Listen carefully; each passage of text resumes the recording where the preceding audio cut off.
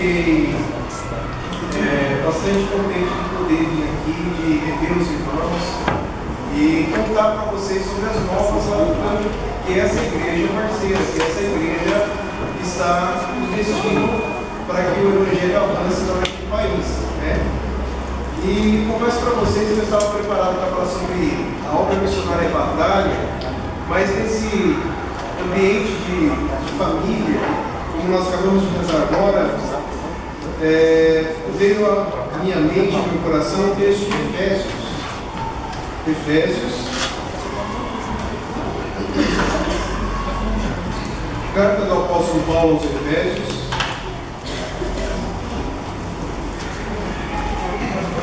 capítulo 4.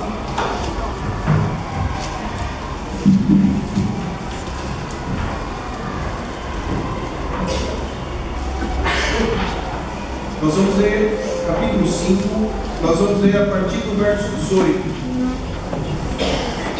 Efésios capítulo 5, nós leremos a partir do verso de número 18.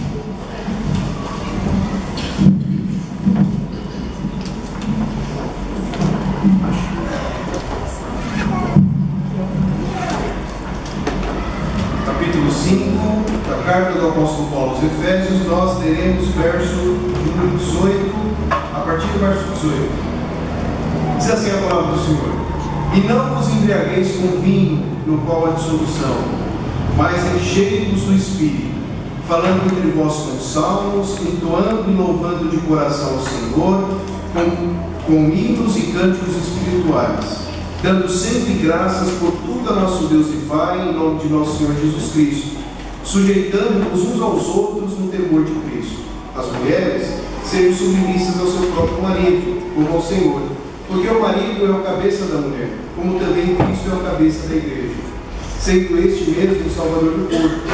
Como, porém, a igreja está sujeita a Cristo, assim também as mulheres sejam em tudo submissas ao seu marido. Maridos, amai a vossa mulher, como também Cristo amou a igreja, e a si mesmo se entregou por ela, para que a santificasse, tendo-a purificado por meio da lavagem de água pela palavra, para apresentar a si mesmo igreja gloriosa, sem mácula, nem ruga, nem coisa semelhante, porém santa e sem defeito. Assim também os maridos devem amar a sua mulher como a próprio corpo. Quem ama a esposa, a si mesmo se ama. Porque ninguém jamais odiou a própria carne, antes a alimenta e dela cuida, como também Cristo faz com a igreja, porque somos membros do seu corpo. Eis porque deixará o homem a seu pai e sua mãe, e se unirá à sua mulher, e se tornarão os dois uma só carne. Grande é este mistério, mas eu me refiro a Cristo e à igreja. Não obstante, vós, cada um de per si, também ame a própria esposa, como a si mesmo, e a esposa respeite ao marido. Filhos, obedecei a vossos pais no Senhor, pois isso é justo. Honra a teu pai e a tua mãe, porque é o primeiro mandamento com promessa, para que te vá bem e sejas de longa vida sobre a terra. E vós, pais, não provoqueis vossos filhos ainda, mas criai-os na disciplina e na demonstração do Senhor. Vamos orar. Pai Santo, Pai querido, nós te damos graças, Pai, primeiramente por estarmos nesse dia aqui, Pai, um dia de semana, nessa igreja aqui com muitos irmãos. Nós somos gratos, Pai, porque nós queremos que o Senhor tenha atuado, Pai, aqui nessa igreja e tem trabalhado, Pai, em cada coração, ao passo dos seus filhos estarem aqui, querendo cada vez mais te louvar e aprender a tua palavra. Agradecemos também, Santo Deus, porque o Senhor tem colocado em nosso coração a disposição de fazermos discípulos não só no ambiente onde nós estamos, mas também naqueles locais ainda que necessitam, Pai, do Teu Evangelho, que ainda não chegaram os missionários. Nós te louvamos, Pai, porque essa disposição, ela vem do Senhor. Guarde-nos, Santo Deus, que a mensagem, Pai, de hoje venha falar aos nossos corações e que possamos sair daqui, Pai, edificados e estimulados, Pai, a cada vez mais a glorificar o Teu santo nome. Em nome de Jesus que oramos. Amém. Eu fiz questão de ler com vocês a carta do apóstolo Paulo aos Efésios, capítulo 5, e fui até o capítulo 6, verso 1 ao 4, porque é interessante, quando a gente fala sobre família, geralmente do verso 22 do capítulo 5 até o verso de número 4 do capítulo 6, é um texto muito pregado, principalmente nesse mês de maio, não é verdade? Mês da família, as mulheres, como que as mulheres devem se portar, os homens, quais as responsabilidades do homem, os filhos, como devem tratar os pais como têm que tratar os filhos. E nós às vezes nos focamos tanto nessas qualidades e nos nossos deveres, que nós esquecemos quem é que vai nos dar condições para sermos essas esposas que a palavra de Deus deixa claro que temos que ser, esses maridos que a palavra de Deus deixa claro como temos que ser, esses filhos e pais que a palavra de Deus nos ensina como devemos ser. Então, por isso que eu li com vocês o verso 18 do capítulo 5, porque eu estou convencido pela palavra de Deus que se nós tentarmos sermos melhores pais, melhores filhos, melhores maridos, no caso das mulheres, melhores esposas, a partir da sua própria força, certamente fracassaremos. Mas se nós procurarmos sermos melhores pais, melhores filhos, melhores maridos, melhores esposas, com a força do Espírito Santo de Deus, e nos rendendo a Jesus a cada dia, eu creio que isso será possível. Então é por isso que hoje eu vou falar sobre uma família cheia do Espírito Santo. O que me chama a atenção é que o apóstolo Paulo, aqui no capítulo 5, verso 22 até o capítulo 6, verso 4, ele não está tratando simplesmente da família. Ele está tratando de um assunto que ele começa desde o capítulo 4, ou seja, ele está falando sobre uma vida cheia do Espírito Santo. É interessante que Efésios tem 6 capítulos, e olha que fantástico, os 3 primeiros capítulos falam o que Deus fez por você, sabia disso? E os 3 últimos capítulos vão mostrar o que nós, por gratidão a Deus, temos que fazer. Essa é uma característica da palavra de Deus, principalmente das cartas de Paulo. Primeiro se fala o que Deus faz por nós, e depois o que nós fazemos por Deus, não para conquistar a salvação, porque isso é mérito de Cristo, mas por gratidão a Ele. E é por isso que então nos 3 primeiros capítulos da carta, o apóstolo Paulo fala assim: riqueza da vossa graça, riqueza do seu louvor. Ou seja, o que Deus faz por nós não é pouca coisa não. O que Deus faz por nós é riqueza. Às vezes nós não valorizamos o que Deus tem feito em nossa vida, mas Ele faz riqueza em nossa vida. Cristo é o maior tesouro da nossa vida, riqueza. E as pessoas perguntam, mas por que geralmente Deus fala para nós, primeiro o que Ele faz por nós e depois o que nós devemos fazer? Eu entendo também que isso é uma estratégia, porque certamente se colocasse na frente o que nós devemos fazer, de início nós já olharíamos o texto e falaríamos: ó, isso é muito difícil, isso não dá para fazer, isso que Deus está exigindo para mim é impossível. Mas quando você olha o que Deus faz por nós, o que Deus faz por você, aí você chega à conclusão que o impossível Ele já fez, que foi pagar na cruz através do seu filho os seus pecados. Isso você jamais poderia fazer, e Ele fez por você. Então o que Ele está pedindo para você é possível fazer, não pelas suas forças, mas com o auxílio do Espírito Santo de Deus. Então o capítulo 4 ele vai começar a falar sobre o que Deus espera de nós. E o que Deus espera de nós é que nós sejamos santos, que tenhamos uma vida de santidade. E aqui as pessoas muitas vezes elas ficam confusas, porque elas estão achando hoje em dia que santidade é ir para cima de um monte e ficar orando ali, rolar por ele e falar: olha, vem Espírito. Outros pensam que é começar a ficar gritando dentro da igreja. E aí a pergunta surge: o que é de fato ser cheio do Espírito? O que significa ter uma vida de santidade?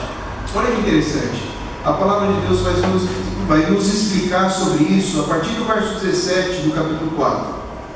Diz assim: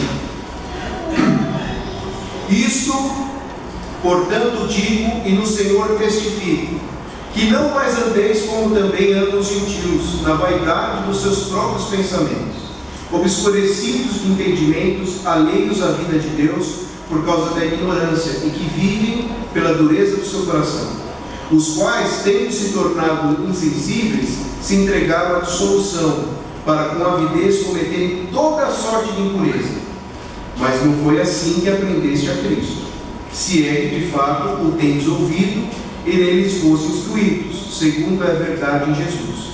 No sentido de quanto ao trato passado, vos despojeis do velho homem, que se corrompe segundo as concupiscências do engano, e vos renoveis do espírito do vosso entendimento, e vos revistais do novo homem, criado segundo Deus, em justiça e retidão procedentes da verdade.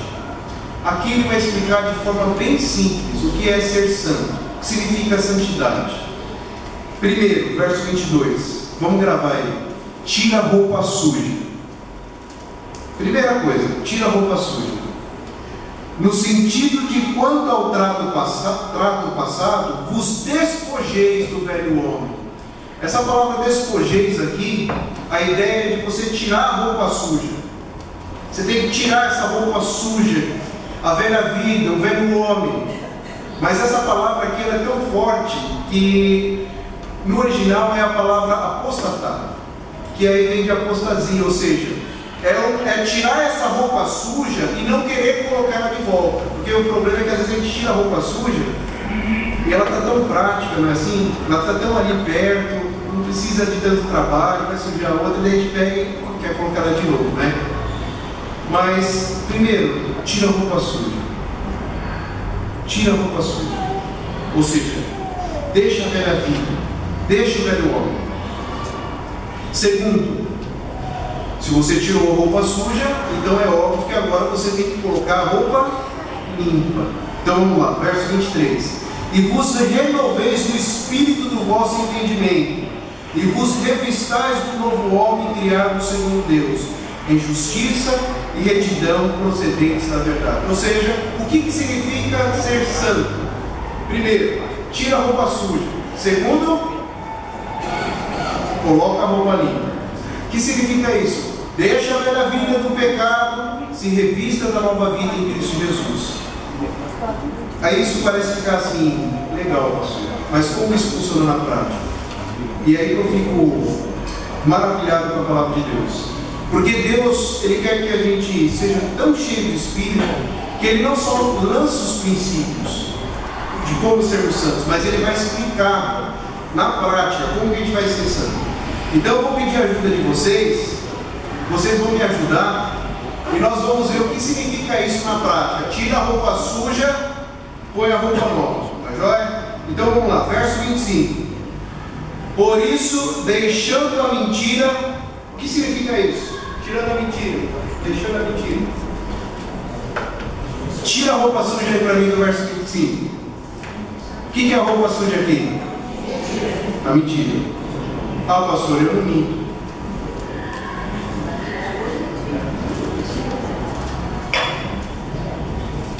Ou, vamos, fica complicado, né?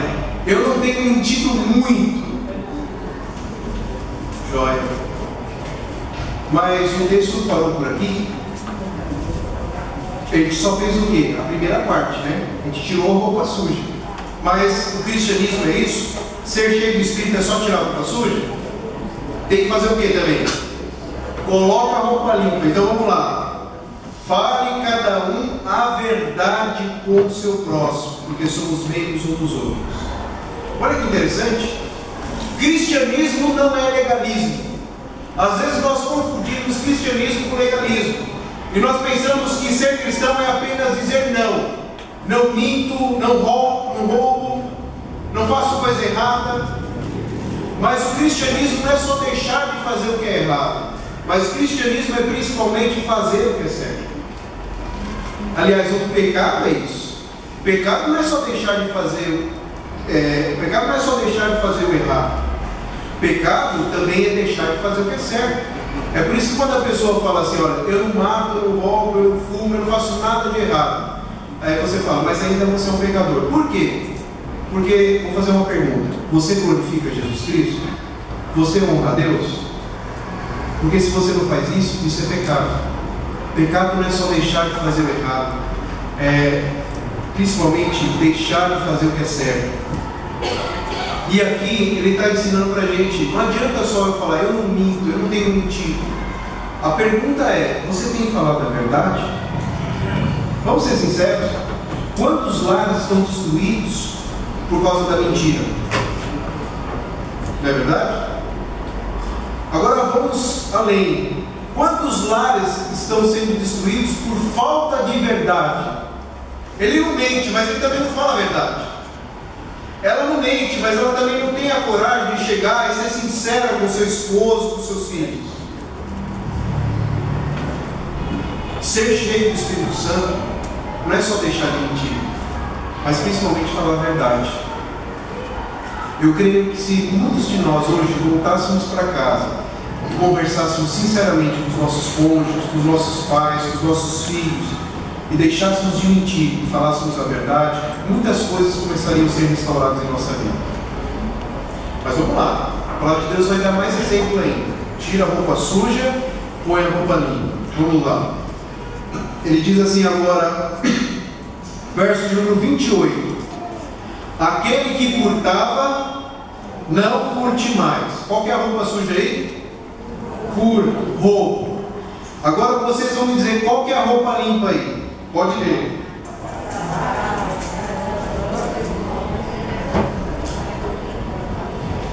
Todo mundo parou no trabalho, né? Então vamos lá. A roupa suja é deixar de roubar, de furtar. E olha que interessante, a palavra é furto, né? É aquele roubo que a pessoa às vezes nem percebe que você está piando ela, né? Mas a roupa limpa qual que é?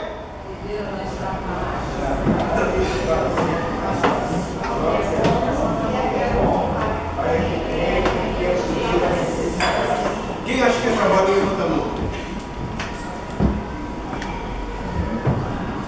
Quem acha que é outra coisa, me diz aí, por favor.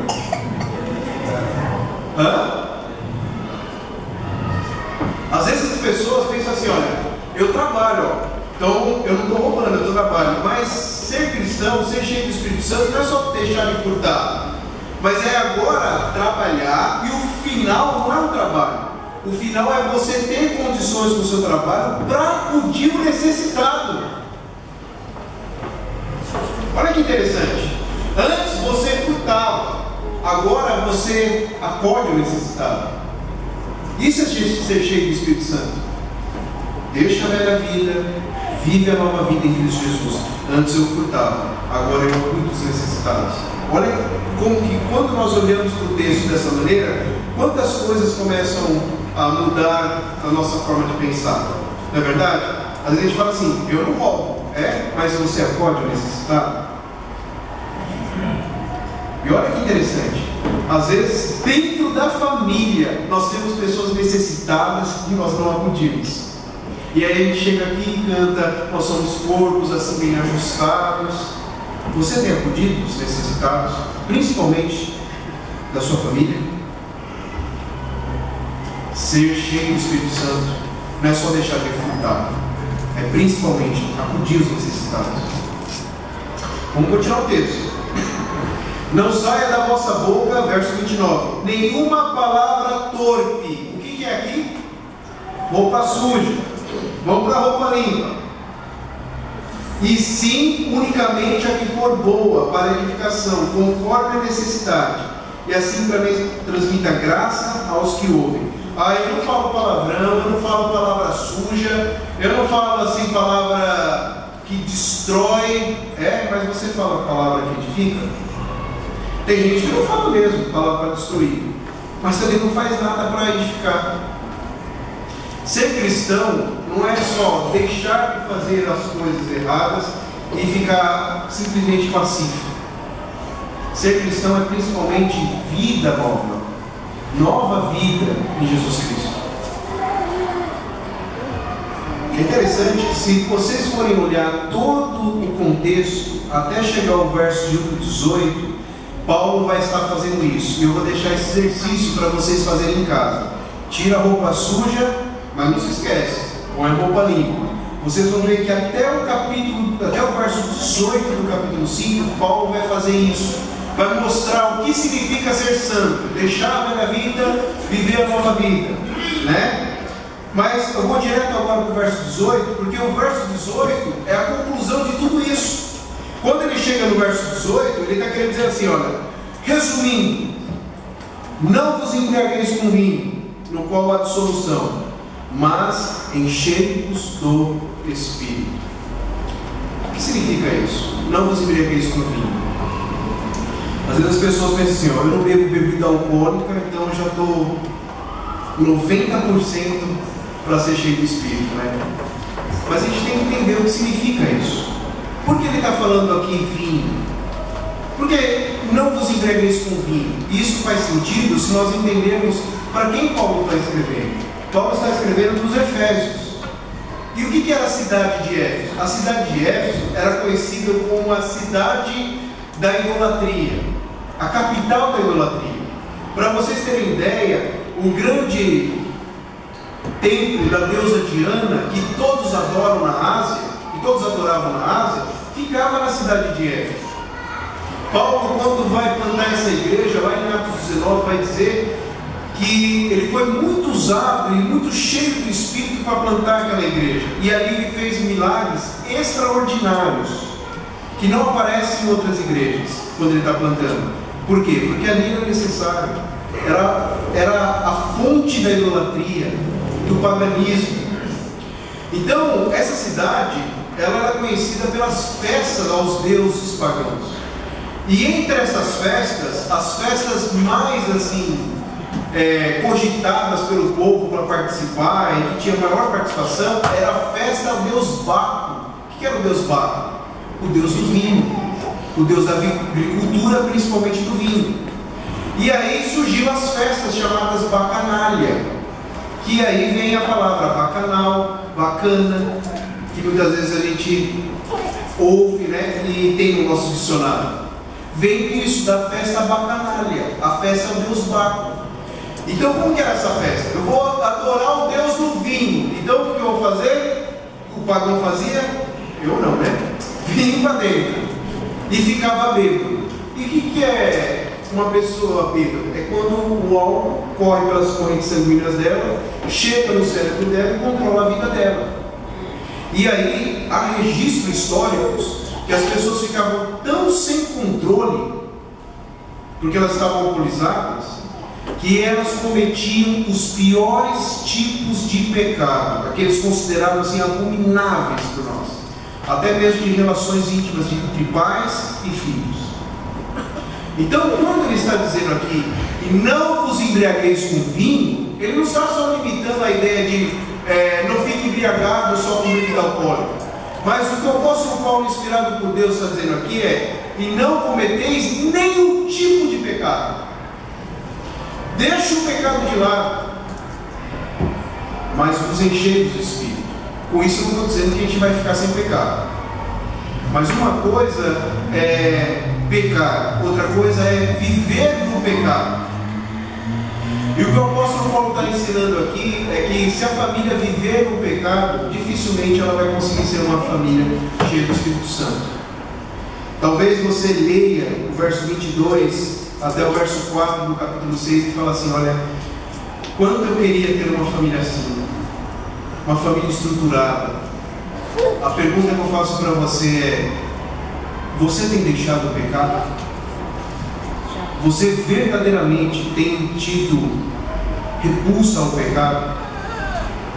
Ou você tem tido prazer no pecado? Você tem vivido no pecado?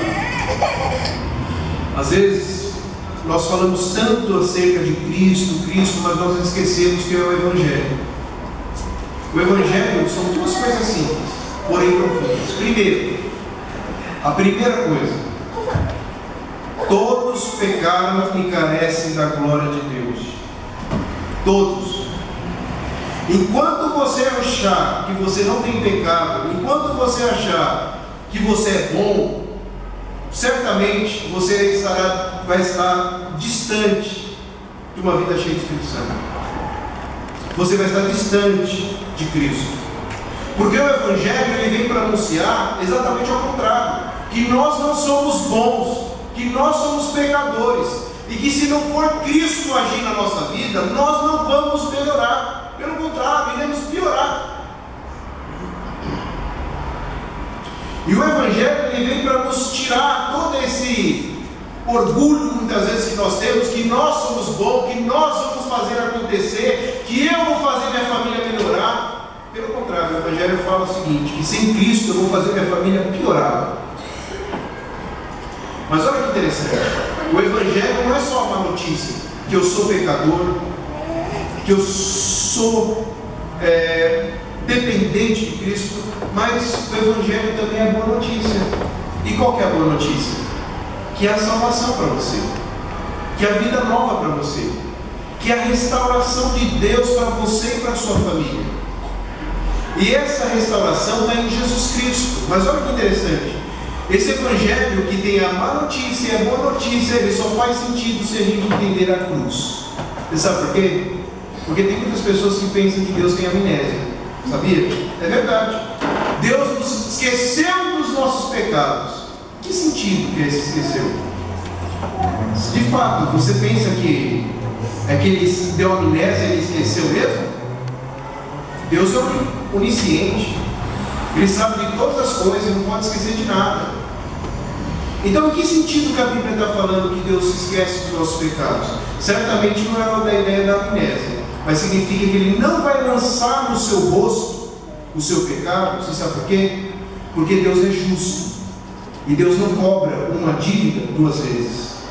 Então, quando a Bíblia fala que Ele se esqueceu dos seus pecados, significa que Ele não vai lançar mais essa dívida, porque na cruz do Calvário ela já foi paga. E olha que interessante, quando eu entendo isso, eu vou me render mais a Jesus. E quanto mais eu me render a Jesus, mais eu vou ser cheio do Espírito Santo. Então eu estou convencido que o que a família cristã mais precisa hoje em dia é do Evangelho, é de Jesus, e é ser cheio do Espírito Santo. E é exatamente o que o texto diz: e não vos embriagueis com vinho, no qual há dissolução. A ideia de dissolução é vida perdida, mas enchei-vos do Espírito Santo. Ou seja, em vez de ser controlado pelo pecado, seja controlado por Deus. Seja controlado por Deus. E aí ele fala, como? Falando entre vós com salmos, entoando e louvando de coração o Senhor com hinos e cantos espirituais, Bíblia, louvor, oração, dando sempre graças por tudo a nosso Deus e Pai, oração, agradecendo a Deus, sendo grato, em nome do nosso Senhor Jesus Cristo, e sujeitando-vos uns aos outros no temor de Cristo. Às vezes, entre as características e meios que Deus nos dá para sermos cheios do Espírito Santo, o mais negligenciado é o último, sujeitando-nos uns aos outros. Vocês já perceberam como é difícil nós sermos servos uns dos outros? Uma luta, não é? Eu acredito que muitas batalhas que enfrentamos dentro dos lares é porque um quer ser o chefe do outro, né?